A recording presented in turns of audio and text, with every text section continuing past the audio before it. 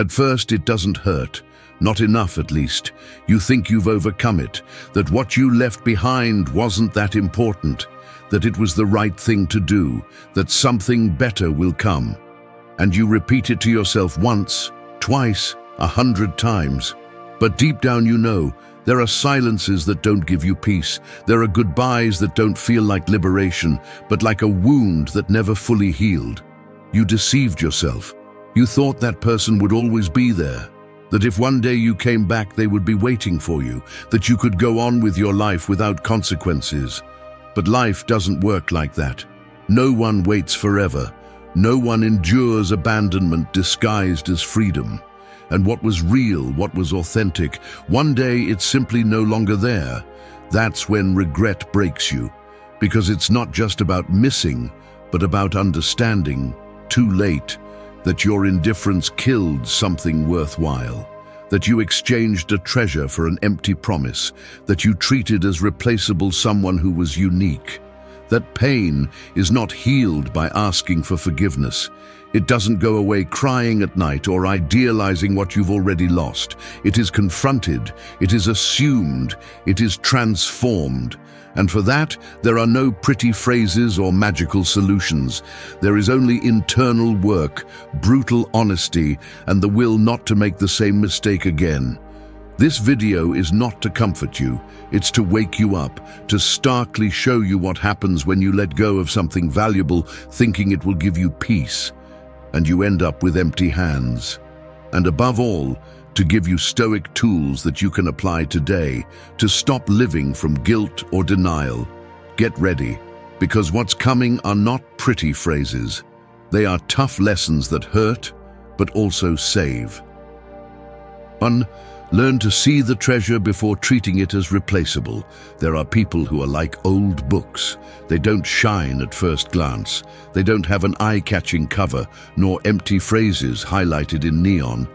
But if you stop to read them page by page, you realize that they hold stories that aren't written twice. And if you're lucky enough to find one, you better not underestimate it, because when you close that book thinking that you're going to find it again, you realize too late that you lost it. That's how it is with valuable people. They don't always shout their importance. They don't always demand that you recognize them. They are there, giving you their best, offering you calm, loyalty, presence. And you, blinded by routine, by your insecurities, by that absurd belief that the good is eternal, start treating them as if they were replaceable, as if you could ignore them, disappear for days, change your attitude, and they will always welcome you with open arms. But there comes a point when they get tired, because even the most patient heart gets exhausted. Even the most genuine love breaks when you push it over and over to the edge of the abyss. And when they finally leave, when they stop insisting, when their silence is louder than any scream, then you understand. It wasn't just anyone. It was a gem, and you treated it like common stone. The cruelest part is that regret doesn't come instantly. At first you think everything is fine, that you did the right thing, that someone else will appear. But time has a sadistic way of teaching you what you ignored. You start looking for that same light in other people, and you can't find it. You start missing the peace they gave you, the way they looked at you without judgment, how they held you even when you let go of yourself. Stoic philosophy talks a lot about the awareness of the present moment, about learning to see clearly what we have before we lose it. Epictetus said it powerfully, "Do not value things for their duration, but for their quality." But we live so distracted, so self-absorbed, that we believe that what is valuable will always be there. And no, nothing is guaranteed. People are not statues waiting eternally for your attention. They are human beings who also get tired of not being seen. Learning to see the treasure before treating it as replaceable is an act of humility. It's recognizing that you don't have absolute control, that you can't take for granted someone who takes care of you, who supports you, who is there even when you're not being your best version. Because those people don't appear often, and when you lose them, you face the most difficult void to accept, the one you caused yourself. If today there is someone who values you, who is there for you unconditionally, look at them with new eyes. Don't get used to it. Don't relax. Don't wait for them to leave to start writing them long texts that you never sent when they were there. Don't let arrogance cloud you, because life has a brutal way of showing you how much what you ignored was worth. When you no longer have a way to recover it, treat those who take care of you with care, not with fear, but with awareness, not with guilt, but with responsibility. Because what breaks from neglect can't always be repaired. And if you didn't learn to see it when you had it, let at least the pain of losing it teach you not to repeat it. 2. Do not confuse being busy with being at peace. Being busy all the time is not synonymous with being okay. In fact, many times it's quite the opposite. Filling yourself with tasks, plans, work, outings, noise is not a sign of healing. It's a form of anesthesia. It's an elegant mask to avoid feeling. It's your way of avoiding being alone with yourself, because you know that in silence you're going to hear everything that hurts, everything that you still don't dare to face. And you're not the only one this happens to. Many people experience the same thing. They fill themselves with tasks to avoid thinking, to avoid stopping. So that constant movement gives them the illusion of progress, when in reality they are just running away, running in circles, doing everything except what really matters, stopping to look within. The pain of letting go of someone worthwhile is silent. It's not always noticeable in tears.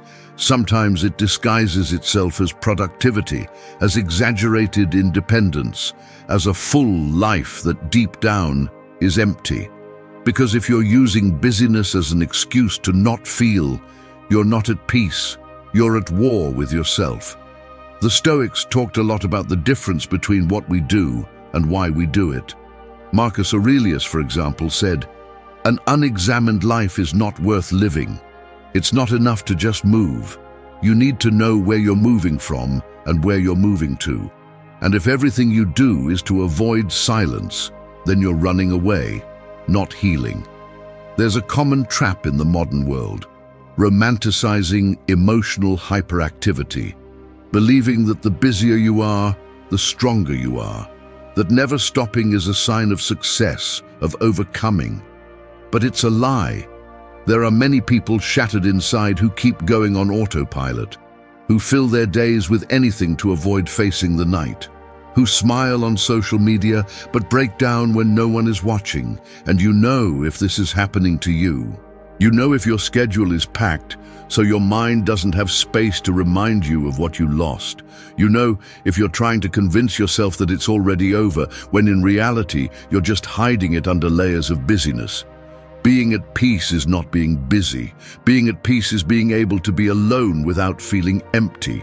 It's being able to look back without needing to run away.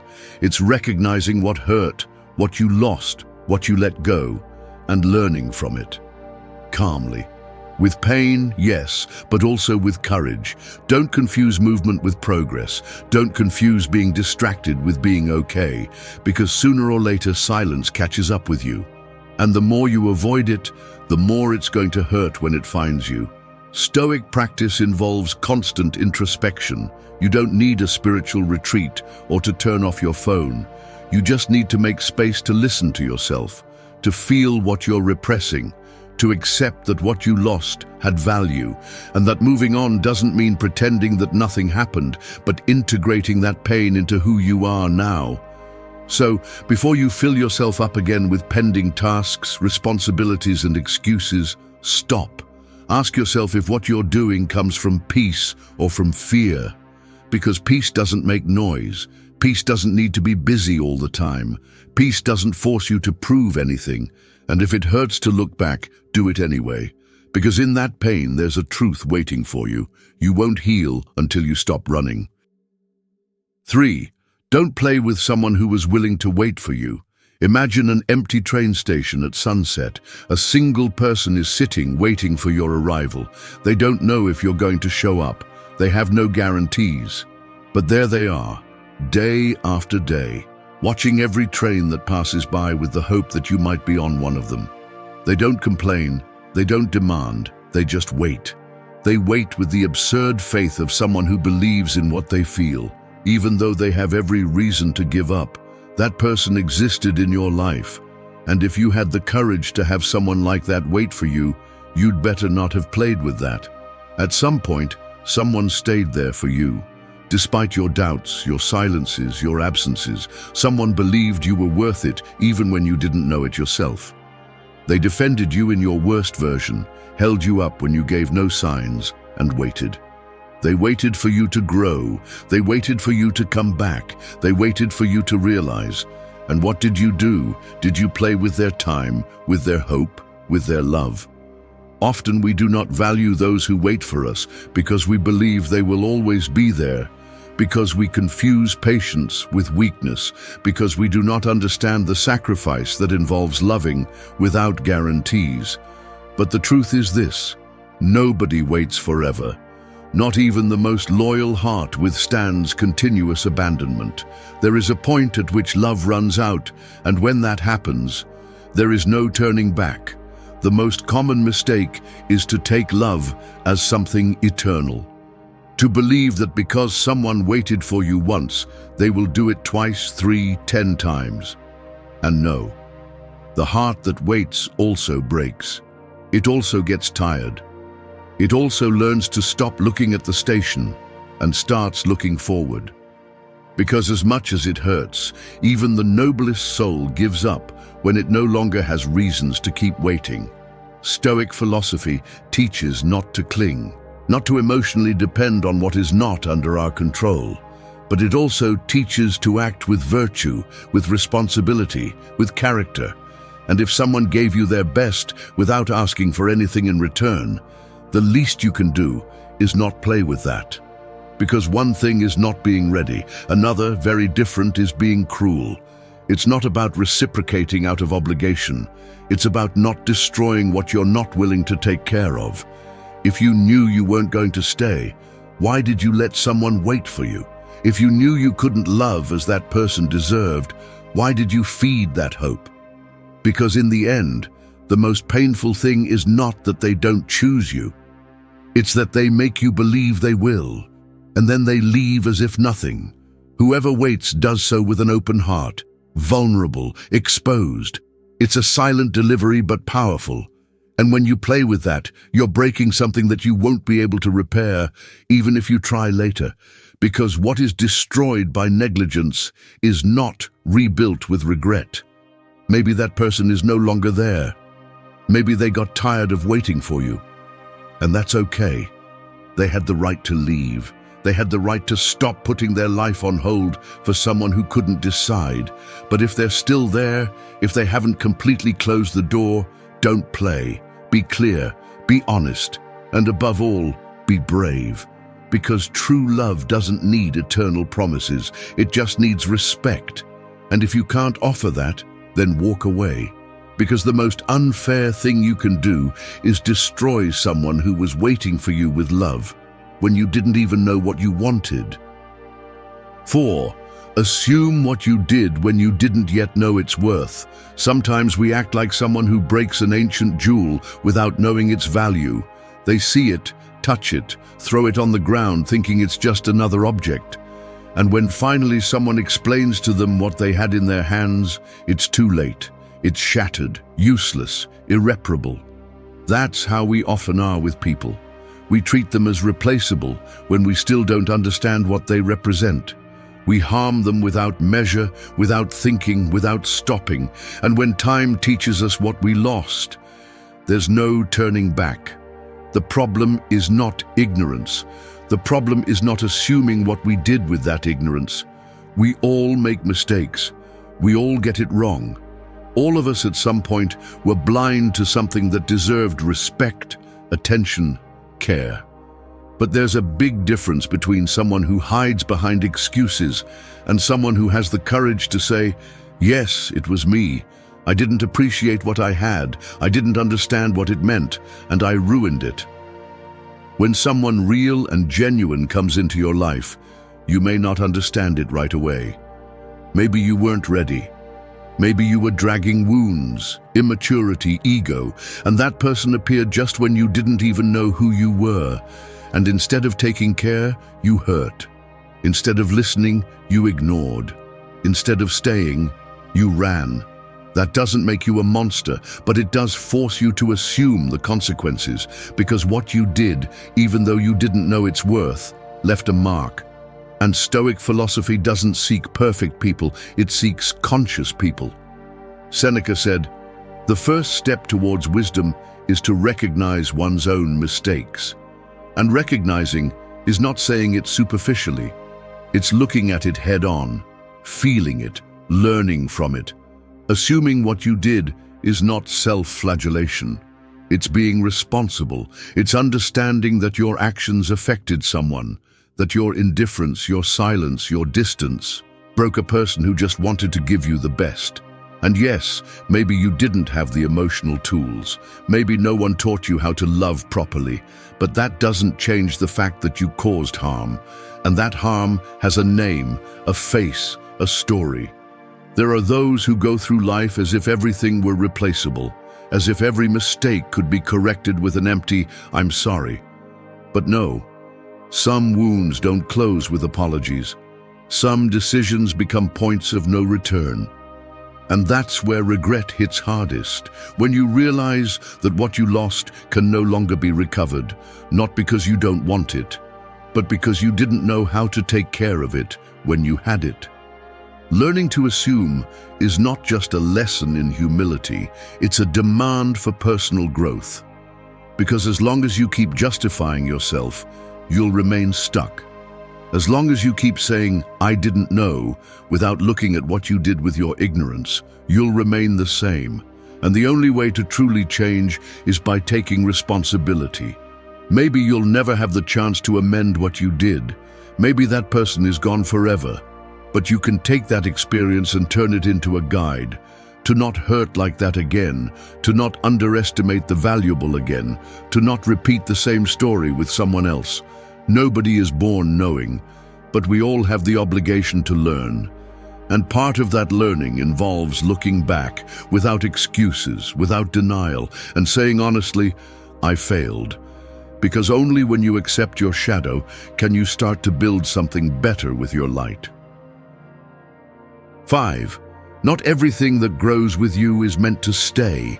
There are roots that grow in the same soil at the same time, but that doesn't mean they are destined to remain united forever. Sometimes one blooms faster, another twists towards the darkness, and there comes a time when shared growth ceases to be harmony and becomes a silent struggle for space and air. What once felt natural begins to feel forced. What was growing with you begins to limit you. And there's the lesson. Not everything that is born by your side is meant to stay. In life, there are people who arrive at key moments. They accompany you in falls, in achievements, in learnings. They walk with you at the same pace, and it seems that this connection is unbreakable. But the problem is not in what they were, but in what they cease to be over time. Because when you change, everything around you is also affected. And not everyone is willing to grow at the same pace, with the same maturity, or in the same direction. That's where the pain appears.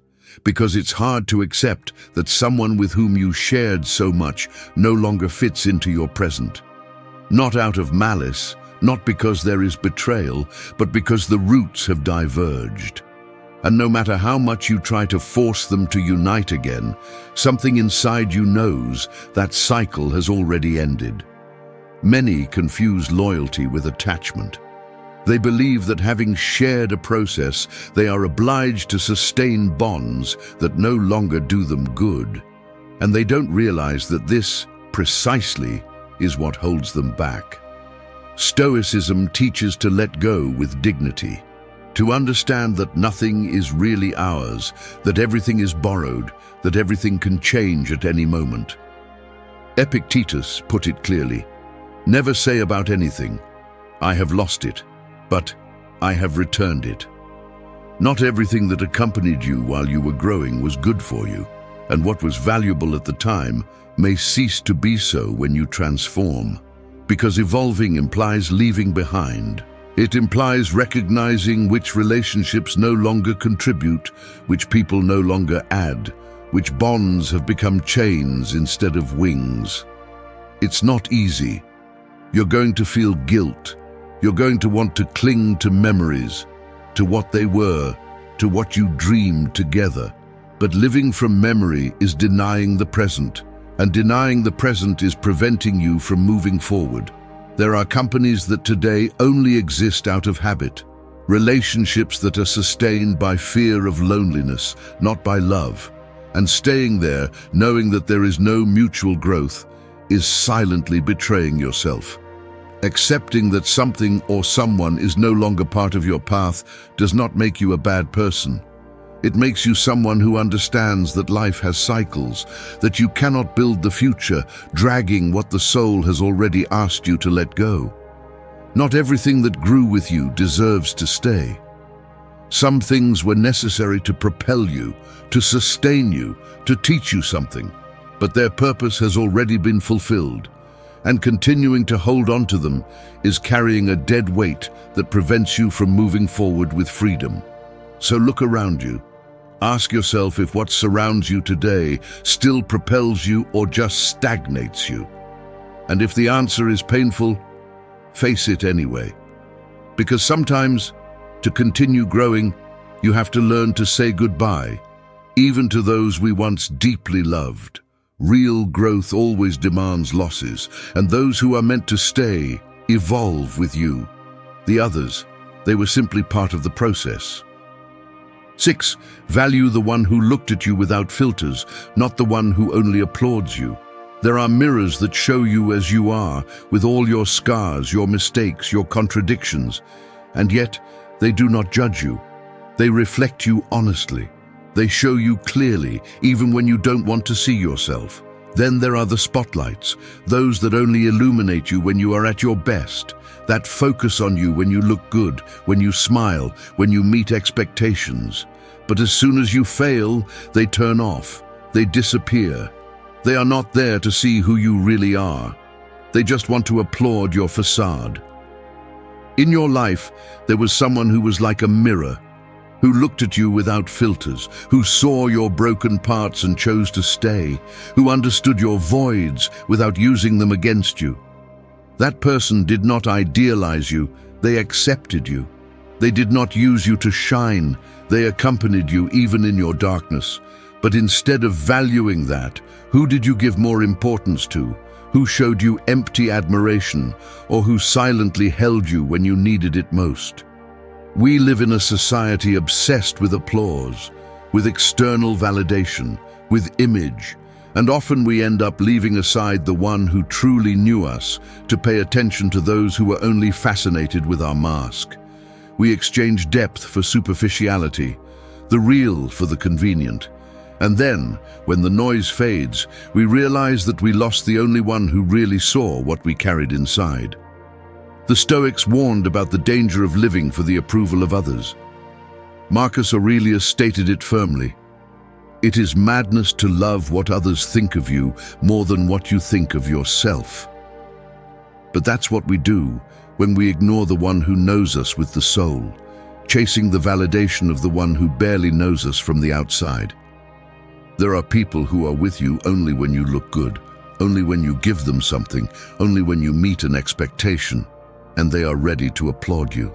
Until you stop being useful, they are not interested in your truth. They are interested in what you represent. But the day you fall, they walk away. They are not company, they are spectators, and you made them a priority.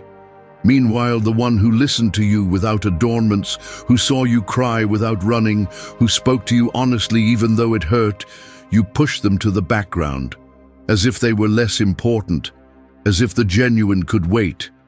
Until one day, that person also gets tired, because even the deepest love needs to be seen, needs to be reciprocated, not with empty words, but with actions, with presence, with gratitude.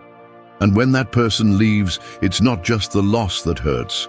It hurts to realize that you were blind, that you sought false glitters when you had a gem in your hands. Respect begins by valuing the real, what does not seek to impress, but to connect. And if you ever had someone who looked at you without filters, who was with you in your worst moment, who spoke to you truthfully, even if it was not what you wanted to hear, be grateful. Because that is not found every day. That does not repeat. Stop giving power to empty applause, to the looks that only follow you for convenience. Start looking more clearly, to remember who was there when you had nothing to offer, because those people are the ones who really matter.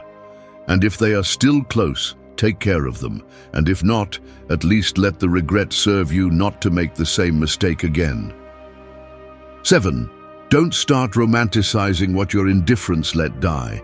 There are people who are like lit candles in the middle of a storm. They are there, giving you light, warmth, presence, while you walk without paying attention. Every time you pass without looking, every time you pretend not to notice their effort, that flame flickers. It doesn't go out suddenly. It slowly consumes itself. And when you finally realize that you needed that light, it's already too late.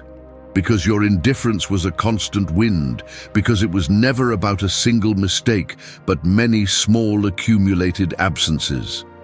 And there you are, looking back, reviewing the moments, the gestures you ignored, the words you didn't say, the times that person needed you and you weren't there, and suddenly you start to idealize everything, to remember only the good, to put a false shine on what you didn't know how to take care of at the time. But that's not love. It's guilt disguised as nostalgia. Romanticizing what you let die doesn't revive it. It doesn't erase the damage. It doesn't change the story. It's a desperate way to soften the blow of regret. Because deep down, you know you killed it with your indifference, not by a great betrayal, but by the sum of cold gestures, emotional absences, excuses disguised as priorities. The Stoics spoke of facing the truth without adornments, not to invent false comforts to soothe the soul. Seneca said, "Nothing is lost more easily than what is not valued." And yet, that's what we do. We let something fade away due to emotional negligence. And when it finally goes, we paint it with romanticism to avoid taking responsibility for what we did. The problem is that when you idealize the past, you lose the lesson. You lie to yourself. You convince yourself that it was perfect, when in reality you didn't take care of it. You use it as an excuse not to heal, to stay trapped in the what if. But the truth doesn't change. Your indifference killed something valuable. And that, even if it hurts, can't be covered up with nostalgia. Accepting that requires courage.